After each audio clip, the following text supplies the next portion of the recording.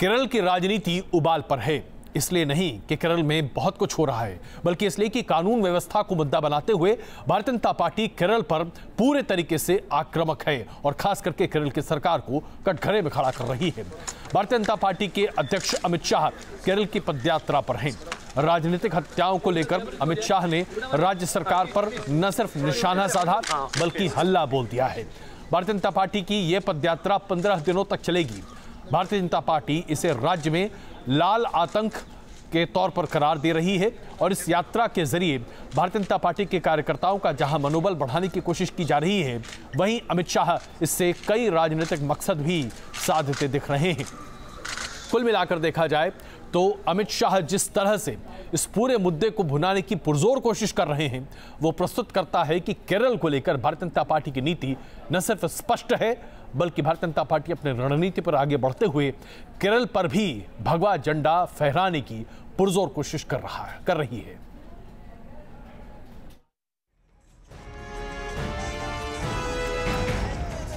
Left के गढ़ में बीजेपी का झंडा लहराने के लिए अमित शाह ने मिशन केरल शुरू किया है।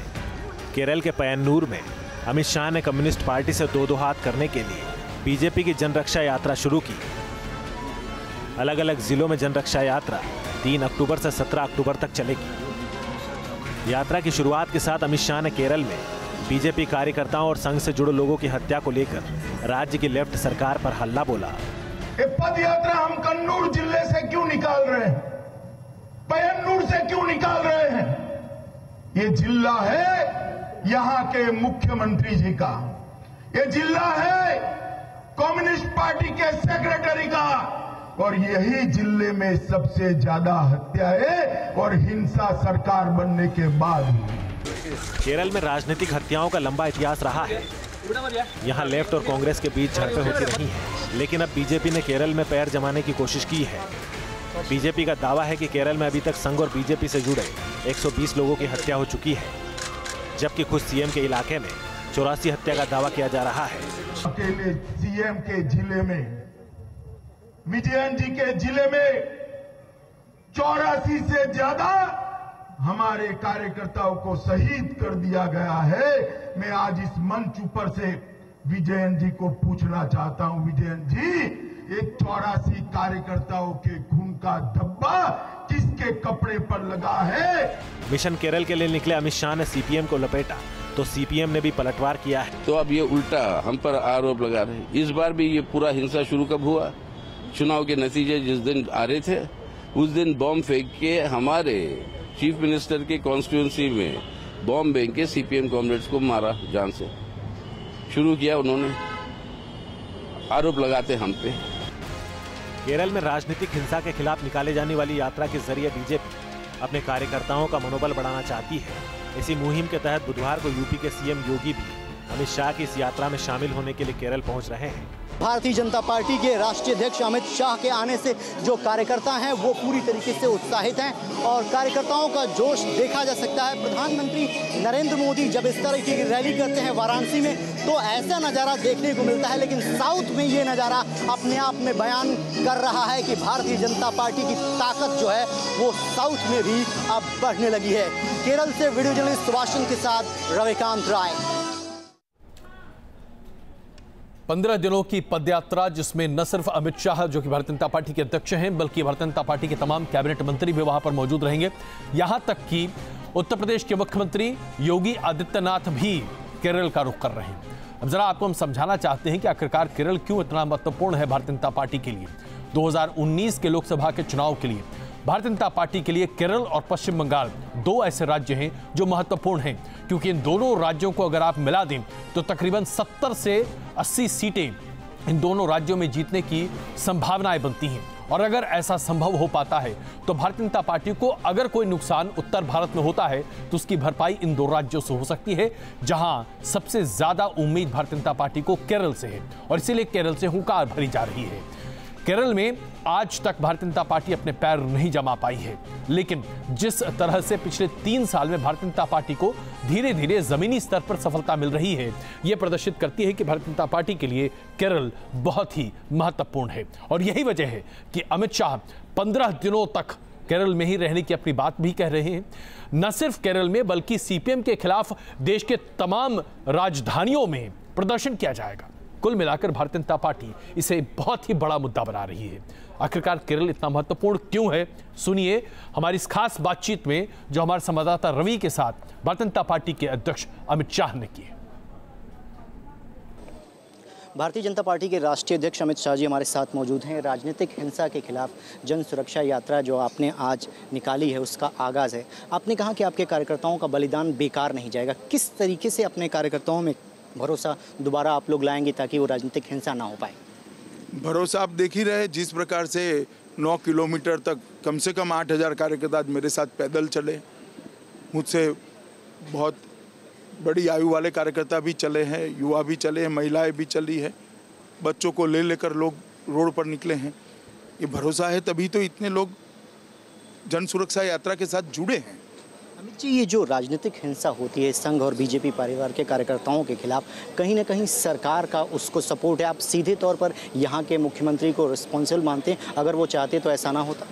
देखिए, law and order state subject है, जिम्मेदारी मुख्यमंत्री की ही होती है, मगर यहाँ पर उससे भी ज़्यादा मुख्यमंत्री के गृह जिले के अंदर ही ये सारी हत्याएं हुई, तो उनकी जिम्मेदारी बनती है, इससे वो भाग नहीं सकते हैं। अमित जी, आपने कहा कि ना सिर्फ यहाँ केरल में बल्कि आपने कहा कि इस मुद्दे को आप राज्यसभा में आए हैं, पॉलिटिकल किलिंग का मुद्दा जो है आप संसद में भी उठाएंगे, उसके लिए क्या कुछ खास? मैंने ऐसा नहीं कहा, मैंने कहीं ऐसा नहीं। जी सर, मेरा दूसरा सवाल आपसे है कि आज जो आपको रिस्पांस मिला है, आपको लगता है आने वाले दिनों में, आपने कहा कि आपकी पार्टी के बड़े बड़े जो नेता हैं वो भी यहाँ पर आएंगे, यहाँ के हालात बदलने में आप लोग सफल रहेंगे? देखिए, हम जन जागृति के लिए निकले, हालात बदलने की जिम्मेदारी मेरी नहीं है, मैं ऑपोजिशन में हूँ। मेरा काम है, मेरी पार्टी का काम है कि इंसा की जो पॉलिटिक्स हो रही है उसको एक्सपोज करें हम। वीडियो जर्नलिस्ट सुभाष चंद्र के साथ रविकांत राय, न्यूज़ नेशन, कन्नूर। और आइए बात करते हैं हरियाणा सरकार की। हरियाणा पुलिस कितनी लचर है यह प्रदर्शित होती है इस खबर से। हम सब जानते हैं कि गुरमीत राम रहीम जेल की सलाखों के पीछे है और उसकी सबसे बड़ी राजदार हनीप्रीत सबसे पहले नंबर पर थी जिसे हरियाणा पुलिस खोज रही थी। लेकिन हरियाणा पुलिस को हनीप्रीत नेपाल में नहीं मिली, श्रीगंगानगर में नहीं मिली, पंजाब में मिली और उसके बाद पंजाब सरकार और पंजाब पुलिस ने उसे हरियाणा पुलिस के हाथ किया। अब जरा ये सोचिए कि आखिरकार ये कितने बड़ा इंटेलिजेंस फेलियर है। हनीप्रीत को न सिर्फ गिरफ्तार किया गया बल्कि उनसे पूछताछ हो रही है, लेकिन सवाल ये उठता है कि हरियाणा पुलिस क्या अब तक भांग खाकर सो रही थी? कुछ भी नहीं पता था। और अगर इसी तरह से लोगों की तलाश होती है तो हरियाणा में अपराध का हाल क्या है और कैसे अपराधियों के हौसले बुलंद हैं, इससे बड़ी वानगी और क्या हो सकती है?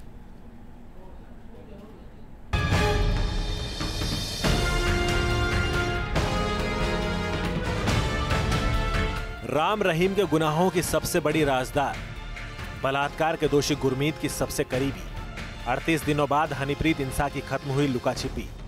अब पुलिस के गिरफ्त में आई हनीप्रीत। अब हरियाणा पुलिस चाहे खूब अपनी पीठ थपथपाए, हरियाणा पुलिस चाहे खूब वाहवाही लूटे, 38 दिनों बाद हनीप्रीत इंसा को उसने गिरफ्तार कर लिया। यह अलग बात है कि पुलिस से पहले हनीप्रीत को न्यूज चैनल वालों ने खोज निकाला था। तो लोकल पुलिस ने हमेशा हेल्प की है और हमारे पास कई एविडेंसेस जुटाने में भी हमारे पास रोल प्ले किया, जिसकी वजह से हम आज इस सफलता तक पहुंच पाए। 38 दिनों तक हनीप्रीत कहां थी, कहां छिपी थी, कौन उसकी मदद कर रहा था, ये बात तो हनीप्रीत को ही मालूम है।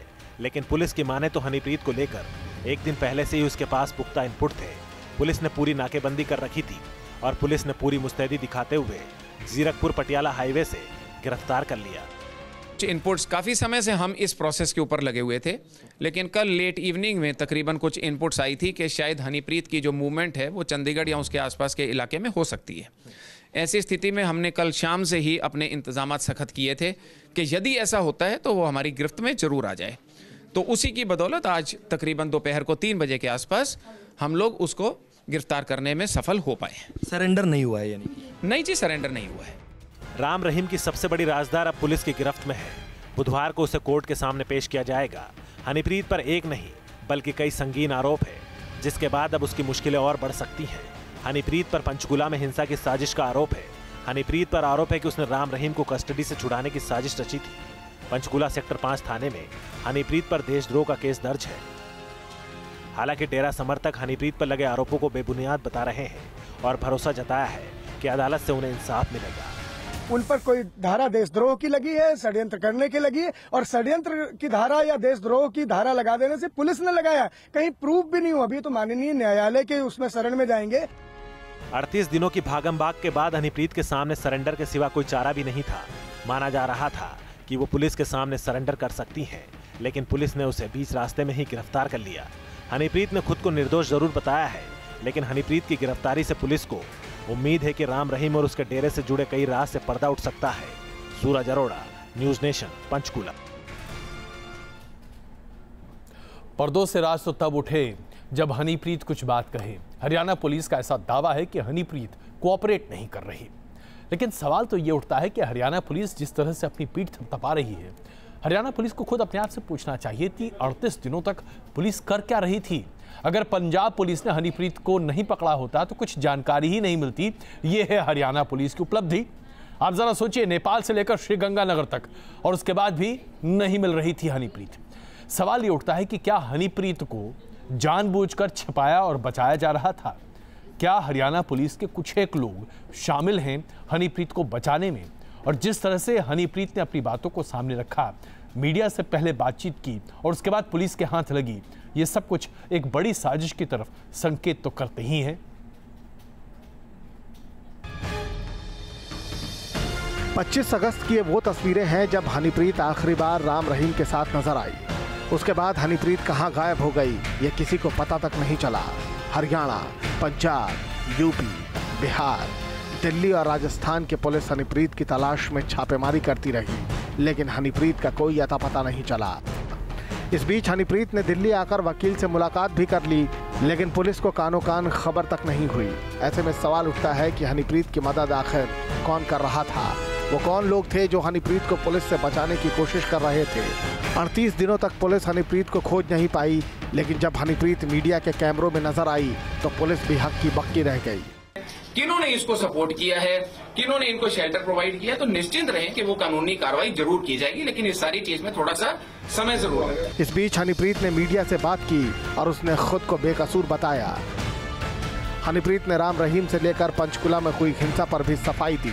मीडिया में दिए इंटरव्यू में हनीप्रीत ने कहा, मुझे समझ में नहीं आता है कि बाप बेटी के पवित्र रिश्ते को क्यों उछाला जा रहा है। क्या एक बाप बेटी के सर पर हाथ नहीं रख सकता? क्या बेटी बाप से प्यार नहीं कर सकती? बाबा के जेल जाने के बाद मैं डिप्रेशन में चली गई थी। मुझे कुछ समझ में नहीं आ रहा था कि क्या करूं। मुझे लोगों ने जैसा बताया वही किया। मुझे कोर्ट पर पूरा भरोसा है। इतना ही नहीं, हनीप्रीत से मीडिया ने उसके पूर्व पति विश्वास गुप्ता के बारे में भी सवाल पूछा, तो हनीप्रीत ने विश्वास गुप्ता के बारे में कोई भी बात करने से मना कर दिया। अब विश्वास गुप्ता ने हनीप्रीत के आंसुओं को इमोशनल ड्रामे का नाम दिया है। इतना ही नहीं, हनीप्रीत के एक एक सवालों का जवाब विश्वास गुप्ता और उसका परिवार दे रहा है। हनीप्रीत की 38 दिनों की फरारी पर भी विश्वास गुप्ता के परिवार ने सवाल उठाए हैं। एक ड्रामा के तहत सारा सिस्टम करा। पहले भाई चैनलों के थ्रू माध्यम से अपनी सफाई देना चाहिए और हर बात को नकारा कि ये झूठ है, जो भी कह रहा हूँ मैं भी कह रहा हूँ वो भी झूठ है। और अगर ये इतने सच्चे ही थे और इनको इतना ही काउंटर करना आता था तो फर्स्ट डे ही टीवी चैनल्स पे आके बैठ जाते और भागने की जरूरत क्या थी, अपनी सफाई देते। तो ये सब ड्रामे का सिस्टम है इनका कुछ भी। जाहिर है पिछले 38 दिनों से हनीप्रीत हर किसी के लिए एक पहेली बनी हुई थी। मीडिया से लेकर हरियाणा सरकार तक इस मिस्ट्री में उलझी रही। लेकिन सबसे बड़ा सवाल यही था कि आखिर हनीप्रीत तक पुलिस पहुंच क्यों नहीं पा रही। सवाल ये भी था कि हनीप्रीत की तलाश में बिहार से लेकर नेपाल तक छापेमारी की गई, उसके आधार क्या थे? और सवाल ये भी कि हनीप्रीत जब दिल्ली और हरियाणा में घूम रही थी तब भी पुलिस उसका सुराग हासिल क्यों नहीं कर पाई? सूरज अरोड़ा, न्यूज नेशन, पंचकुला। लगातार सीज फायर का उल्लंघन, अंतर्राष्ट्रीय सीमा पर सुरंग का बनाया जाना, घुसपैठ को लेकर पाकिस्तान की तरफ से जो तमाम कोशिशें हो सकती हैं वो सभी कोशिशें की जा रही हैं। अब बीएसएफ के कैंप पर हमले भी लगातार हो रहे हैं। आज सुबह 4 बजे 3 आतंकवादियों ने श्रीनगर में बीएसएफ के कैंप पर हमला बोला। चंद घंटों की कार्रवाई के बाद तीनों आतंकियों को मार गिराया गया, लेकिन जैश ए मोहम्मद के आतंकियों ने यह हमला बार बार कर यह साबित कर कोशिश की है कि लगातार वो घुसपैठ करने की कोशिशें तेज करते रहेंगे। और इस बात को भी लेकर अब स्पष्टता बनती लगातार दिख रही है कि कैसे पाकिस्तान की सरपरस्ती में सब कुछ चल रहा है। जाहिर सी बात है, न सिर्फ अंतर्राष्ट्रीय सीमा पर बल्कि देश के भीतर भी सजग रहना होगा। गोलियों की तड़तड़ाहट, बम धमाकों की गूंज, बिल्डिंग से उठता धुएं का गुबार।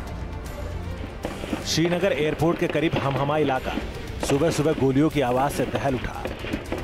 अत्याधुनिक हथियारों से लैस आतंकियों ने बीएसएफ कैंप को निशाना बनाने की कोशिश की थी। बताया जा रहा है कि सुबह के 4 बजे, जब अंधेरा पूरी तरह छटा भी नहीं था, कि आतंकी बीएसएफ कैंप के पास पहुंचे और फायरिंग शुरू कर दी।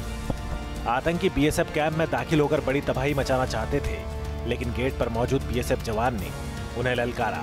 दोनों ओर से गोलीबारी शुरू हो गई और एक आतंकी गेट पर ही ढेर कर दिया गया। हालांकि अंधेरे का फायदा उठाकर 2 आतंकी अंदर दाखिल होने में कामयाब रहे। जैसे ही हमारे यहाँ पे सब जैसे हमारी इन्फॉर्मेशन आ रही थी, सब हमारे अलर्ट पे ही रहते थे। तो जैसे बताया कि सिविल एरिया जो है फ्रेंड्स कॉलोनी और गोगोलैंड के बीच से उन्होंने एंटर करने का कैंपस में प्रयास किया। हमारे संतरी अलर्ट थे, उन्होंने वहीं उनको ललकारा और उसको ललकार का फायर ओपन किया है। तो एक तो उसमें इमीडिएट वहीं की वहीं जो है न्यूट्रलाइज हो गया। सुबह एग्जैक्ट 4:05 पे कुछ दहशतगर्दों ने 182 सीआरपीएफ का जो कैंप है, जो गोगोलैंड और फ्रेंड्स कॉलोनी के बीच में वाक़ा है, उस पे उन्होंने हमला किया। तो हमले की शुरुआत में ही जो संतरी था बीएसएफ का, उसने रिटेलिएट किया, बड़ा इफेक्टिवली रिटेलिएट किया और एक टेररिस्ट को मार गिराया। गोलियों की आवाज सुनकर जवानों ने मोर्चा संभाला और आतंकियों को मुंहतोड़ जवाब देना शुरू कर दिया। इस बीच सीआरपीएफ और जम्मू कश्मीर पुलिस के जवान भी वहां पहुंच गए और चंद घंटों बाद आतंकियों का काम तमाम कर दिया गया। पिछले 10 घंटे से लगातार चल रहा इनकाउंटर जो बीएसएफ कैंप में हुआ था, अटैक आज सुबह सवेरे फिदाइन अटैक ओवर हो गया है, ख़त्म हो गया है ये पूरा इनकाउंटर।